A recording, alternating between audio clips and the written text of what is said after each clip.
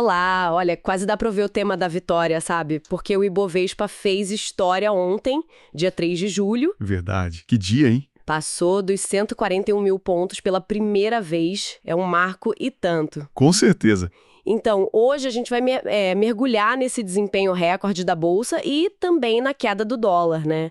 Vendo que as notícias, os relatórios de mercado contam pra gente. Isso. A ideia é entender o que está por trás disso tudo, os fatores externos, internos, e se esse otimismo todo, bom, se ele se sustenta, né? Ok, vamos desempacotar isso. Os números são, assim, impressionantes.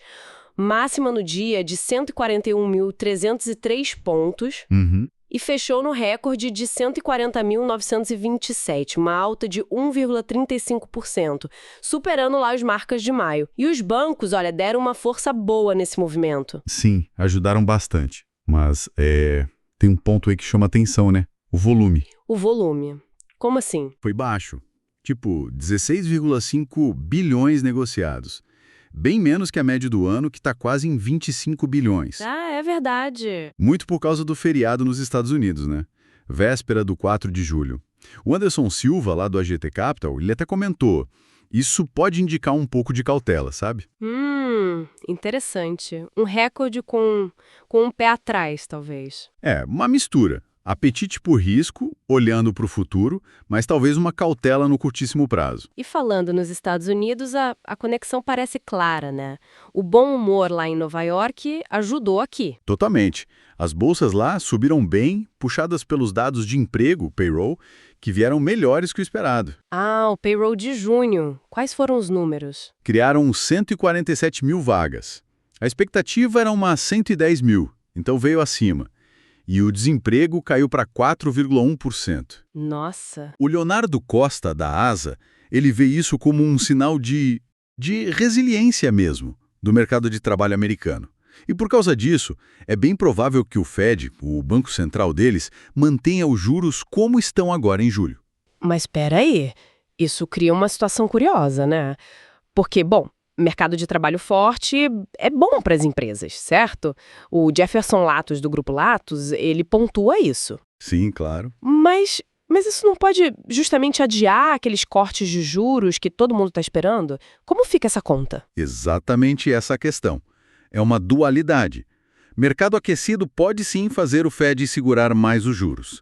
A gente até viu as apostas num corte rápido diminuírem um pouco. Entendo. Porém, tem o outro lado que o Gustavo Cruz, da RB Investimentos, destacou. O crescimento dos salários lá nos Estados Unidos deu uma desacelerada.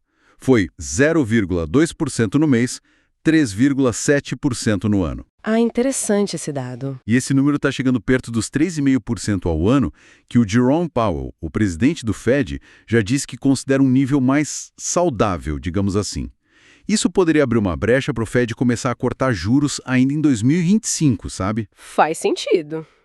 Enquanto essa novela dos juros americanos continua, aqui o dólar despencou, né? Pois é. Fechou a 5,44. É a mínima em mais de um ano. Chegou ao ponto da XP ter que rever a projeção para o fim do ano. Antes era 5,80, agora estão falando em 5,50. Uma mudança em tanto na projeção. E essa combinação, né, bolsa para cima, dólar para baixo, está muito ligada ao fluxo de dinheiro estrangeiro entrando forte aqui. Ah, o fluxo gringo. Isso, o João Daronco, da Suno Research, ele reforça muito isso. O Brasil fica atraente, né? Nosso juro aqui, a Selic, está em 15%. É um diferencial grande. E também tem gente diversificando, saindo um pouco de alocação lá nos Estados Unidos. O Jefferson Rujik, da Correpart, ele observou que foi justamente esse fluxo entrando que virou o dólar para baixo, porque logo depois do payroll, o dólar até tentou subir, mas não conseguiu se sustentar. E que fluxo, hein? No primeiro semestre agora, de 2025, a entrada de capital estrangeiro na Bolsa foi de 26,9 bilhões de reais. É muito dinheiro. É o melhor semestre desde o fim de 2023 e o melhor primeiro semestre desde 2022. Impressionante. E a gente viu setores como bancos e varejo, tipo lojas Renner, Açaí, indo muito bem. Sim, foram destaques. A única exceção ali mais notável foi a Vale, né? Caiu um pouco, mesmo sendo a ação mais negociada do dia. E o Thales Barros, da W1 Capital, lembra também que as commodities ajudaram no cenário geral, o que é bom para o Brasil. É um cenário externo ajudando de várias formas. E juntando tudo isso, o otimismo dos analistas fica bem Bem claro, né? Parece que sim, o que eles estão dizendo. Olha, a XP, por exemplo, com o Rafa Figueiredo, fala em janela histórica de oportunidade. Recomendam bolsa, mantém a meta de 150 mil pontos para o Ibovespa este ano. 150 mil. Ousado. É uma meta forte. O JP Morgan também está otimista. Mantém o Brasil como overweight, que é uma recomendação acima da média, sabe? Dizem que o Brasil é uma das histórias mais interessantes nos emergentes. O cenário base deles é 145 mil pontos.